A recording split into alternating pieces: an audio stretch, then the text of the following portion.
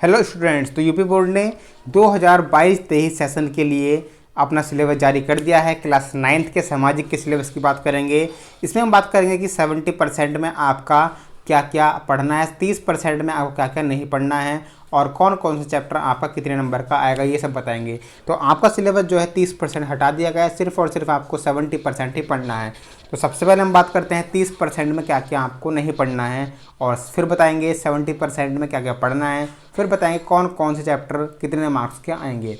तो अपनी बुक निकाल लीजिएगा या कहीं नोट कर लीजिए, इसका स्क्रीनशॉट ले लीजिएगा। तो इतिहास के अंश की हम बात करें, इतिहास में आपके जो इकाई 3 है, नाजीवाद और हिटलर का उदय, इसमें सबसे पहले अपनी बुक में निकाल लीजिए और इसमें से आपको चारों चैप्टर्स या टॉपिक्स जो है हटा दीजिएगा। सामाजिक लोकतंत्र का विकास, जर्मनी में संकट, हिटलर के उदय का मूल कारण, नाजीवाद की विचारधारा और नाजीवाद का प्रभाव, तो ये चारों टॉपिक यहाँ से आप हटा दीजिएगा। उसके बाद इकाई 4 है आपके वन्य समाज और उपनिवेशवाद। इसमें आपको ये दोनों टॉपिक हटा देने हैं, दोनों चैप्टर्स जो हैं, जीविकोपार्जन और जंगल के बीच संबंध, उपनिवेशवाद के अंतर्गत वन्य समाज में हुए परिवर्तन, ये सब टॉपिक जो हैं आप इसको हटा देंगे। उसके बाद भूगोल की हम बात करें तो भूगोल में आपके जो पहली चैप्टर आपका टॉपिक है प्रकृति, वनस्पति तथा वन्य प्राणी। इसमें वनस्पति के प्रकार, भूगोल के अंश में आपको इतना ये सब कुछ हटा देना है, ये आपको नहीं पढ़ना है। उसके बाद अर्थशास्त्र का अंश, इसमें पालमपुर की कहानी आपको हटा देनी है, पालमपुर की कहानी के ये टॉपिक आपको नहीं पढ़ने हैं। उसके बाद नागरिक शास्त्र की हम बात करें, इसमें चुनावी राजनीति में आपको ये टॉपिक जो हैं ये हटा देने हैं, ये आपको नहीं पढ़ने। सिर्फ और सिर्फ इतना ही आपका जो है सिलेबस हटा हुआ है। आप इसका स्क्रीनशॉट ले लीजिए एक बार, मैं आपको यहाँ पर पूरा दिखा देता हूँ यहाँ से, ठीक है।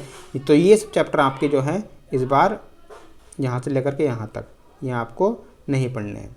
अब बात करते हैं क्या क्या पढ़ना है, लेकिन उससे पहले बात करें कि कौन सी इकाई यहाँ पे कितने नंबर की आएगी।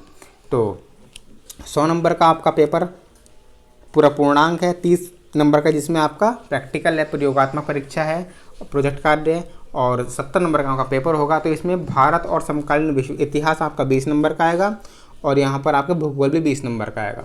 बाकी दोनों नागरिक शास्त्र और अर्थशास्त्र ये आपकी 15-15 नंबर की आएंगी, तो 70 नंबर का होगा। अब प्रोजेक्ट आपका 30 नंबर का होगा, कुल मिलाकर 100 नंबर का आपका ये हो जाएगा। अब भारत और समकालीन विश्व इतिहास से आपको कौन कौन से चैप्टर पढ़ने, ये बात करते हैं। इकाई 1 फ्रांसीसी क्रांति में आपको ये चारों टॉपिक पढ़ने हैं यहाँ से, ठीक है। यूरोप में समाजवाद एवं रूसी क्रांति में ये चारों टॉपिक आपको पढ़ने हैं, ये चारों और ये चारों। उसके बाद खंड 2 आपका है जीविका, अर्थशास्त्र एवं समाज, तो ये आपकी 5 नंबर की यूनिट है। इसमें आपके तीनों टॉपिक पढ़ने, तीनों चैप्टर ये पशुचारण जीवन निर्वाह के रूप में, पशुचारण के विभिन्न प्रकार, औपनिवेश शासन और आधुनिक राज्य में चरवाहों का जीवन, तो ये तीनों आपको पढ़ने हैं। केस अध्ययन, मुख्यतः 2 चरवाहा समूह, ये सब आपको पढ़ना है, एक अफ्रीका का और दूसरा भारत का। उसके बाद मानचित्र की हम बात करें तो मानचित्र 5 नंबर का होगा इतिहास का आपका। फ्रांसीसी क्रांति, यूरोप में समाजवाद तथा रूसी क्रांति में ये सभी टॉपिक पढ़ने हैं, ठीक है। अब हम बात करते हैं भूगोल की। तो भूगोल में आपका जो 20 नंबर का आएगा, भारत आकार एवं स्थिति, इसमें भारत का भौतिक स्वरूप ये आपको पढ़ना है। अपवाह आपको ये पढ़ना, अपवाह के जितने टॉपिक हैं ये सब आपको पढ़ने, संरचना, अर्थव्यवस्था में नदियों की भूमिका, नदियों के प्रदूषण को रोकने के उपाय। इकाई 2 आपकी है जलवायु, इसमें आपको जलवायु को प्रभावित करने वाले कारक कि ये सभी टॉपिक पढ़ने हैं, जनसंख्या के ये सभी टॉपिक आपको इसमें पढ़ने हैं।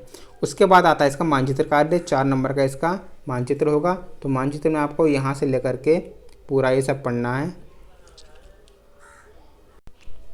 तो ये सभी टॉपिक जो हैं आपके ये मानचित्र से ये आपको पढ़ने हैं जलवायु तक। उसके बाद हम जनसंख्या की बात करें तो जनसंख्या में भी आपको ये पढ़ना है।